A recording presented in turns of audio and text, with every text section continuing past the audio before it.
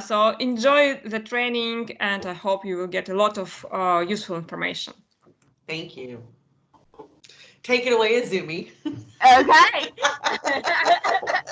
So, hello everyone. I'm joining from Boston today. My name is Azumi.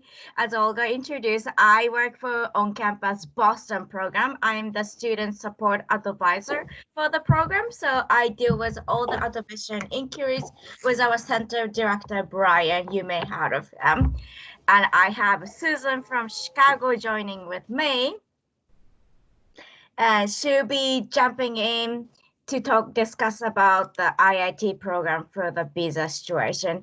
Pretty much similar, but a little bit differences because we have a different host campuses. So we'll talk differences about that. And at the end of the session, we will do a little bit update from the COVID-19, and we'll take the Q&A.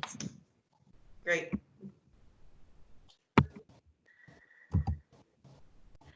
So today's agenda, we'll talk about basic overview of student visa, how you can do the visa appointment and fees, interview process, how the student will maintain the status in the United States once they have arrived, and especially for Boston program, we are transfer out program, so how the transfer process will occur, and a little bit about CPT and OPT and COVID update and Q&A. To begin with this session, I would like to discuss about the U.S. immigration terminology. You may have heard of a lot of acronyms, but there are two agencies. It's key for international students who would like to study in the United States. One agency is U.S. Department of Homeland Security. DHS oversees the ICE, which is U.S. Immigration and Customs Enforcement. This department is monitoring the program called CBIP. CBIP stands for Student and Exchange Visitor Program. Within this program, they operate the CVAS, which is a web-based system for tracking and monitoring students. So when the student, or when you request the student I-20 request to see the admission office, we receive the information, we send it to our host institution. For Boston Curry College, for IIT, they are the one who can issue a document called I20. So with this web-based system, they can create this documentation. And also they will monitor the individual student before, during, and after their study in the United States. On the other agency is U.S. Department of State, that's called DOS. Under the DOS, they monitors all the embassies and consulars.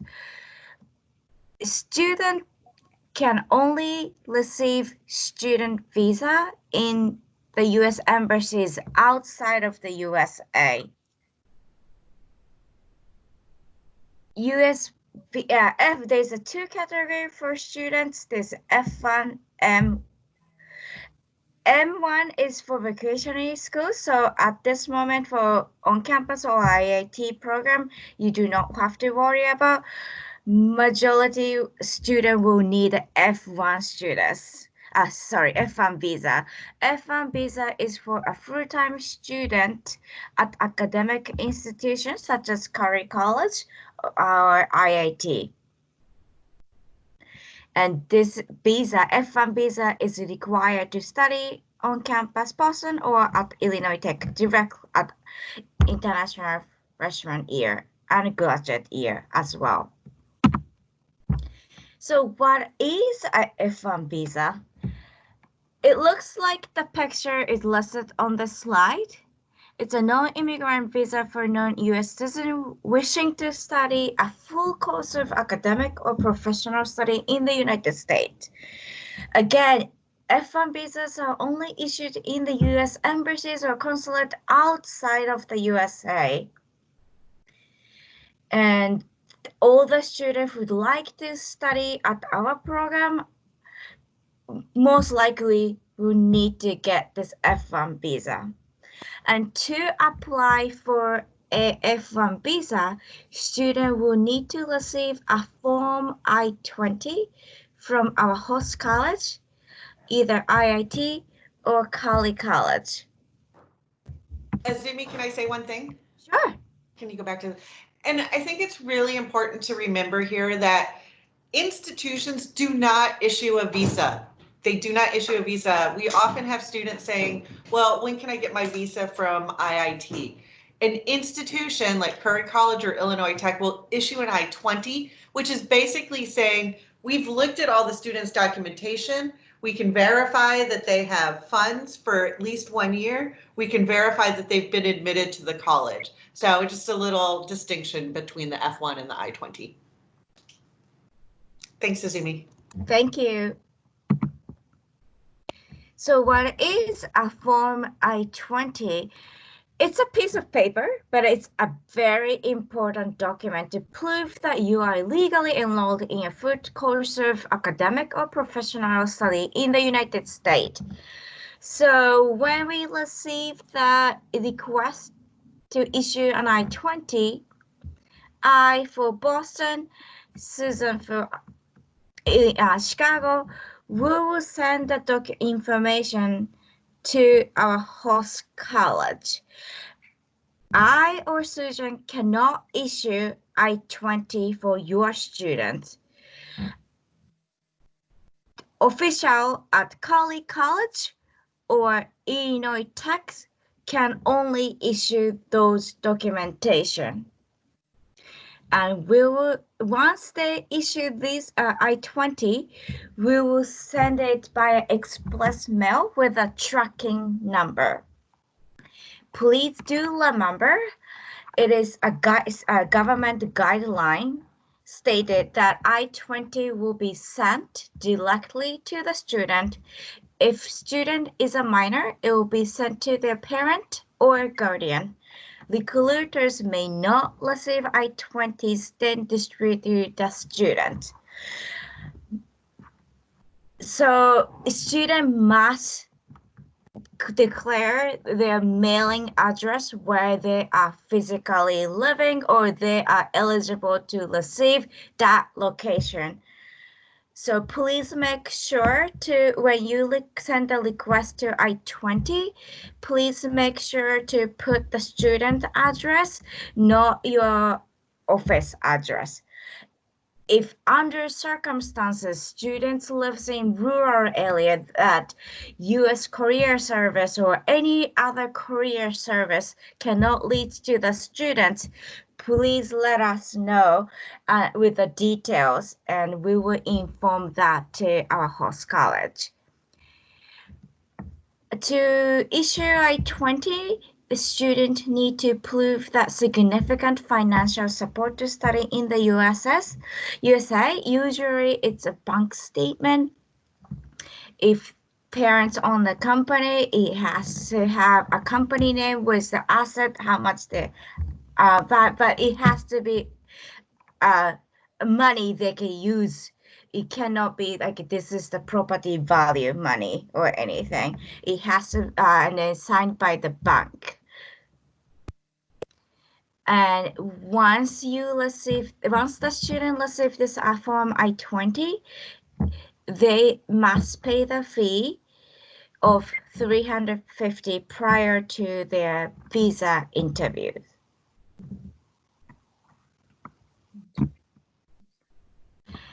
Once they receive their I-20, they can start their process of applying for their F1 visa. The visa can be issued up to 120 days in advance. First, they will go to they will complete the online visa application, and then you will schedule a visa interview. you will need to prepare the visa, prepare for the interviews, pay the application fee before the visa interview day, make sure to pay the I-20 fee, that's SEVA's fee, gather all the documentation, passport application, fee payment, receipt, photos, I-20.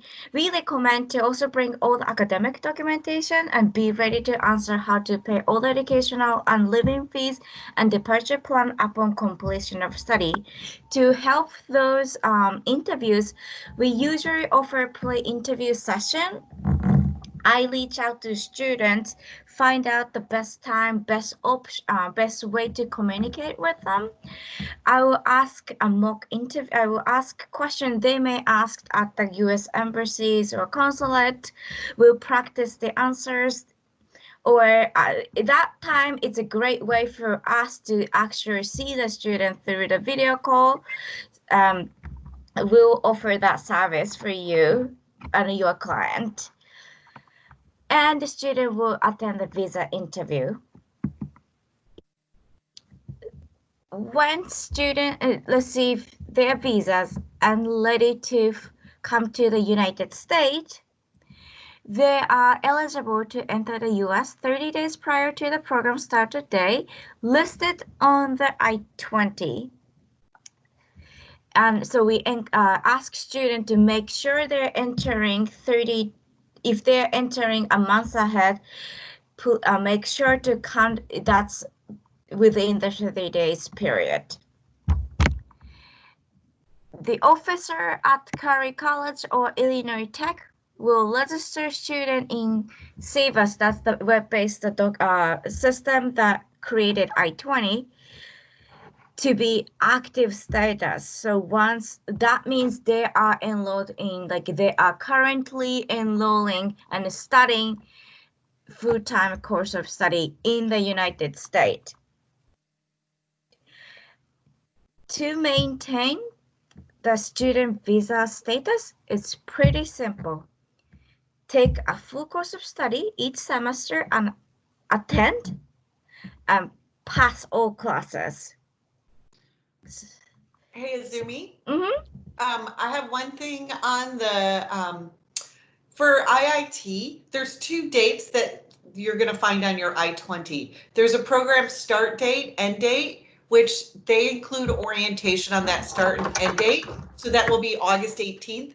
And then there's a start of classes date, which is August 24th. So students can arrive 30 days prior to August 18th for IIT. But like Azumi said, it's important that they double check their I-20, and they probably really shouldn't arrive early anyway, so. Thank you for the clarification, Susan. So yes, usually, for example, on-campus Boston students, they are required to live on campus. So whether if the student arrived prior to the move-in day, they usually have a relatives or a friend to stay. That's great. You can do that. If you arrive a few days and would like to stay in Boston, we will share the link where you can book the hotels and that. So for Boston case, it's pretty straightforward. We had one student who had relatives in the United States who arrived close to 30 days before the program start date, but usually our student will arrive few days or the day of the moving day because they are required to stay in the dorm for on-campus Boston program. This is for on-campus Boston program for a transfer process. As again, and our program is to welcome students for the first year, try to get the highest GPA as possible to transfer the student to their dream school. So we'll help all your clients and students to be successful at our program and then to be successful at the transferring out school as well. So upon completing our on-campus Boston freshman international year at Curry College, students are eligible to transfer into sophomore year, the year 2 at their progression school. Students have 60 days from the program end date to complete their transfer process. To do so, a student must submit their acceptance letter from transferring to school. Curry College, the immigration officer will be in contact with transfer new school to coordinate the SEBA's release dates, and once the record is transferred to the new school will have it will be in charge of their student record. When we say transfer, that's an electric transfer. So again, the immigration officer uses this website called SEBA's. They would transfer their record to a new school. I think we had a question about if the student transfer from on-campus Boston to other college, do they have to pay another SEBA's fee? The answer is no. Excuse me, no. As long as they are transferring their record to new school, keeping this SEBA's same number, they do not have to pay another SEBA's fee.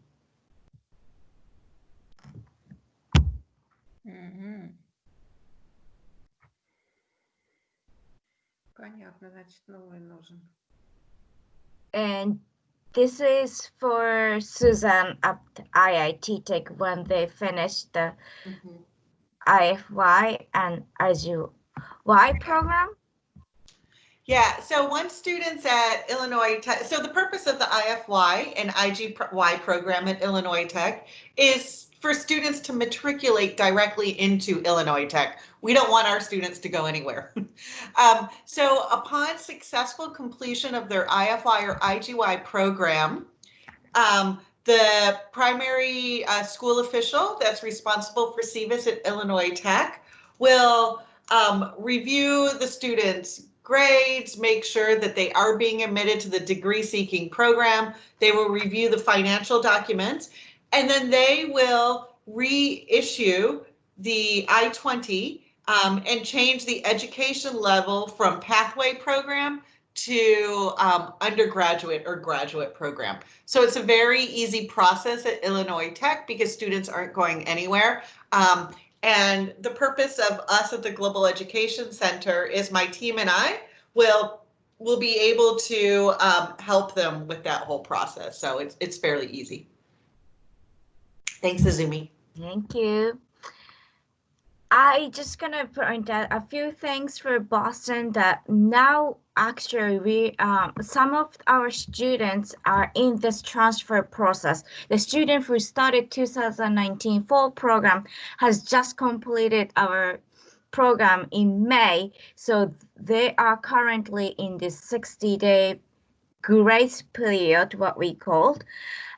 So we are supporting our student because to transfer out to their next school, they've been receiving acceptance letter. Some usually we recommend student to apply for 6 schools, but depending on the student, the student will apply to 2 to 4 school.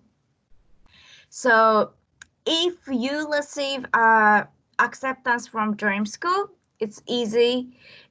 You just send us the acceptance letter to us. We will transfer their record to their new school. Some of the students are still waiting for the acceptance letter to hear back from their dream school or their preferred school. So they're still waiting for the transfer, SEBA's transfer, which is okay. They have 60 days since May 14th, so it will.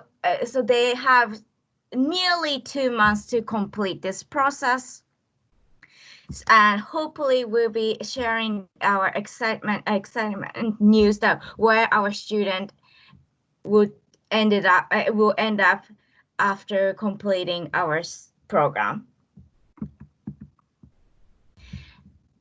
And the benefit of studying in the USA is we offer training opportunities. One is curricular practical training. We call it CPT. That is an internship opportunity only available if it is a part of established curriculum within a school. Must complete academic year, 2 semester or full time to be eligible, and it must be related to their major. And the other one is OPT, optional practical training. It is 12 months of work experience after completing one academic year, or must be directly related to major again. STEM major student may request 24-month OPT extension. Pre-completion can be part-time or full-time. Post-completion must be full-time.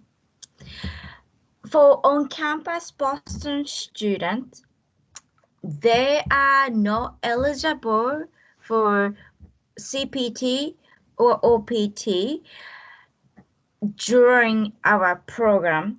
This is something they will be eligible when they transfer to their new school. This will be a key point for students that you want to choose a school that will offer CPT. Why? Because you will receive an internship opportunity in the USA. You'd like to have that on your resume in the future, whether you work in the United States or in your country, or if you are applying for a graduate school, this is a great asset to have. So our transfer advisor will talk with the student, discuss about the possibility. As a majority of the school will offer a CPT, but you want to make sure that the school you're going to transfer will offer this opportunity in the while they're studying in the United States. And for Illinois Tech, Illinois Tech does have CPT and OPT. They have quite a few opportunities, but the IFY and IGY students are not eligible for this program until they matriculate as a degree-seeking student. And it's all related to the education level on their CVIS I20. So once a student matriculates to a degree-seeking student at Illinois Tech, they've studied for 2 full semesters. So that could be fall and spring, or spring and summer. Then they will be eligible for CPT. And of course, OPT, like Azumi said, usually happens upon graduation at the undergraduate and graduate level. Thanks, Azumi. Mm-hmm.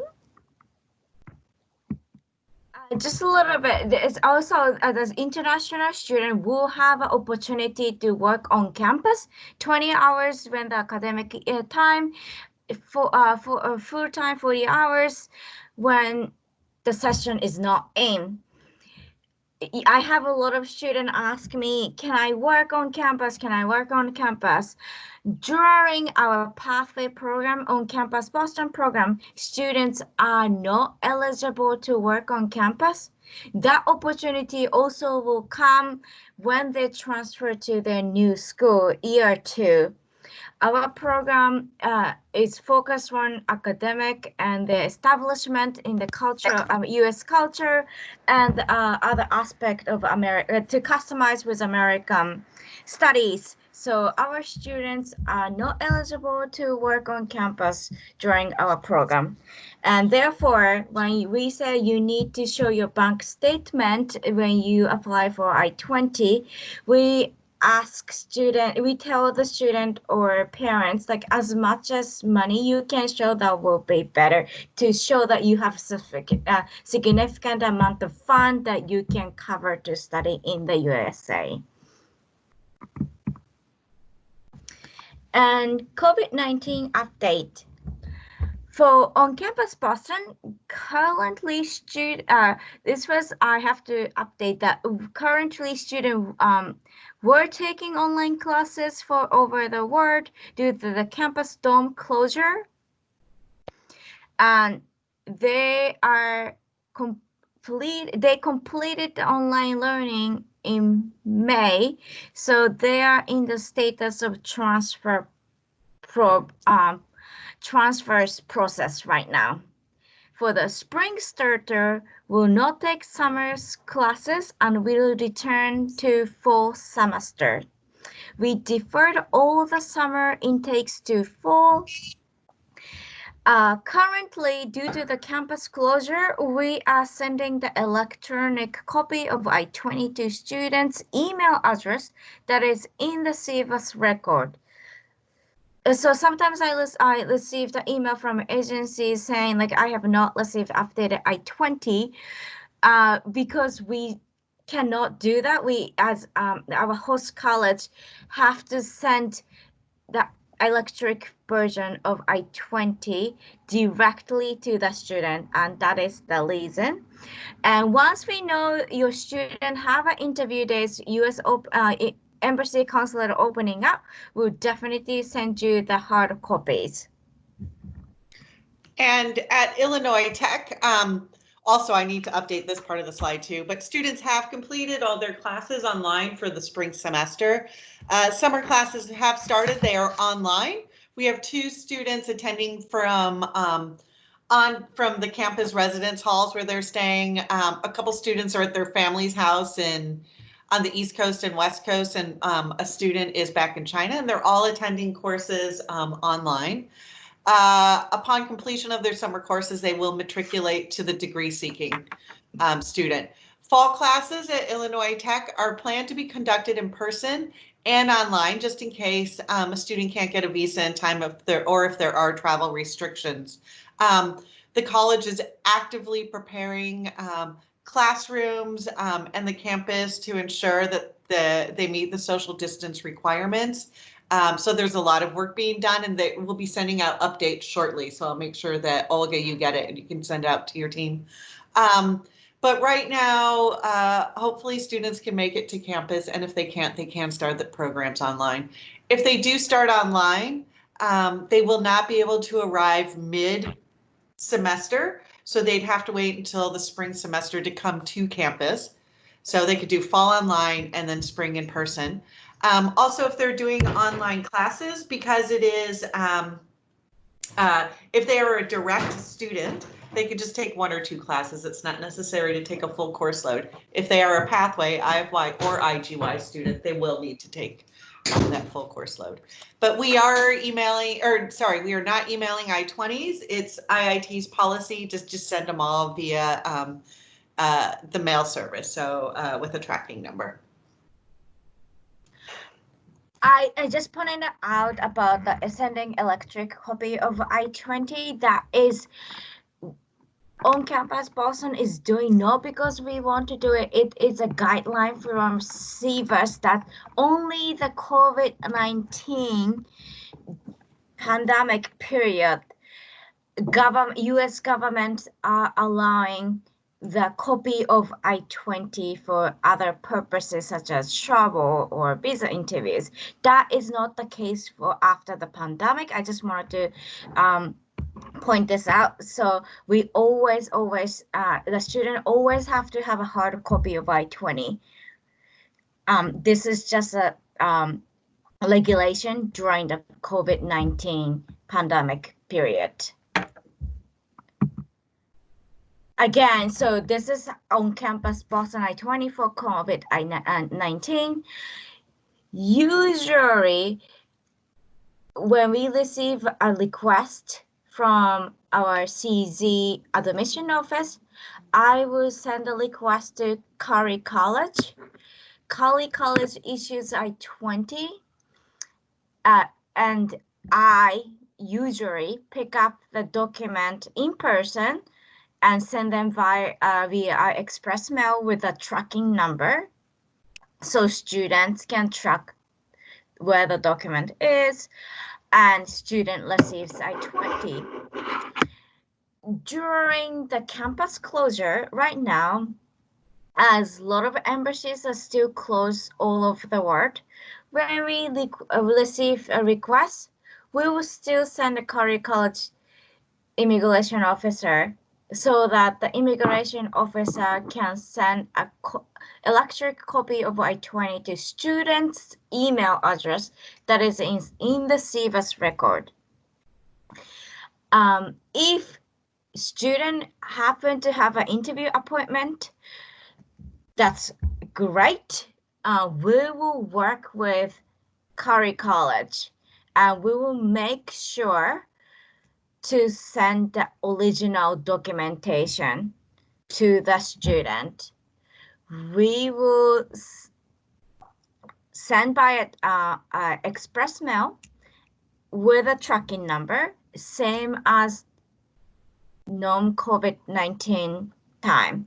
So these are the handling we are currently doing. As soon as we know student has an interview, or as soon as the campus opens up, we will start sending the I-20s.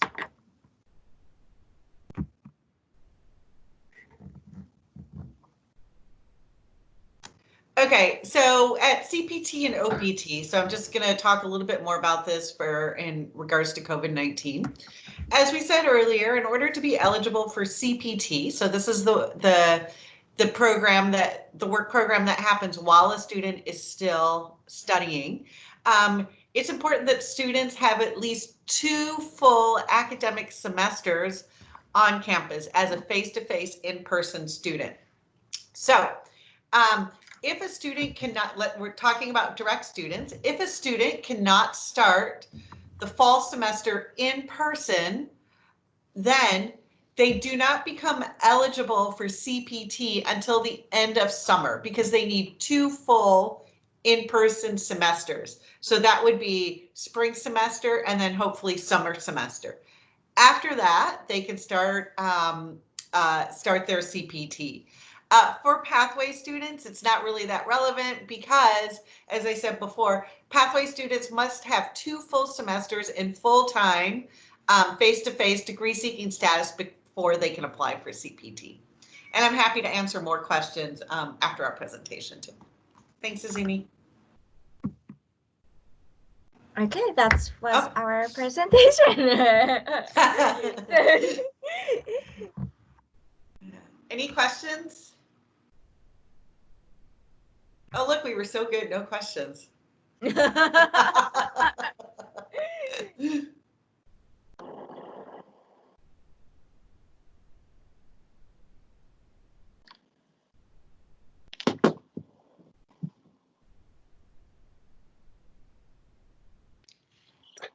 Olga, anything else?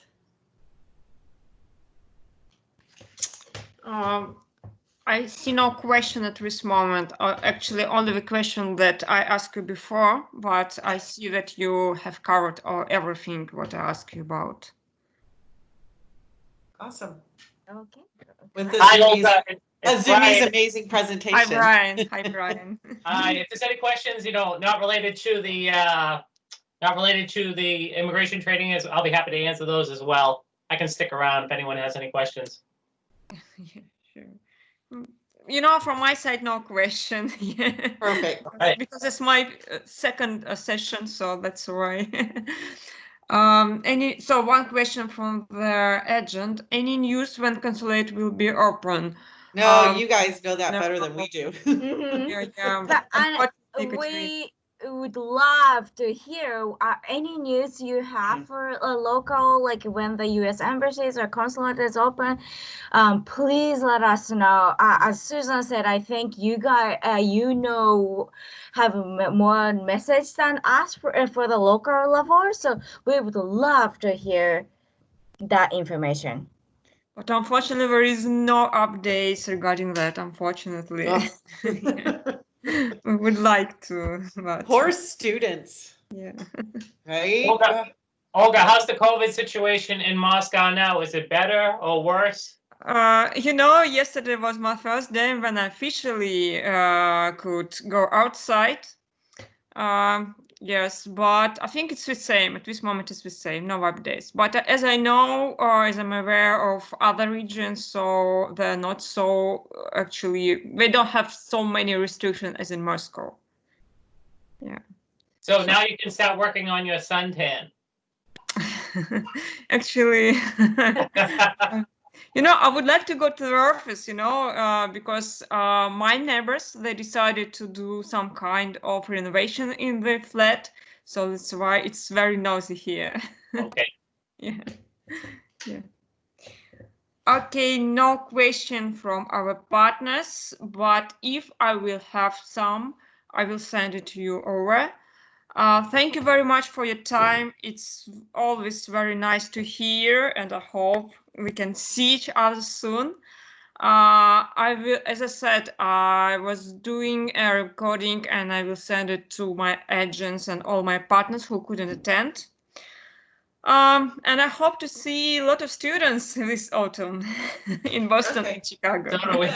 Us too. Yes, that's a yes. All right, Oh, thank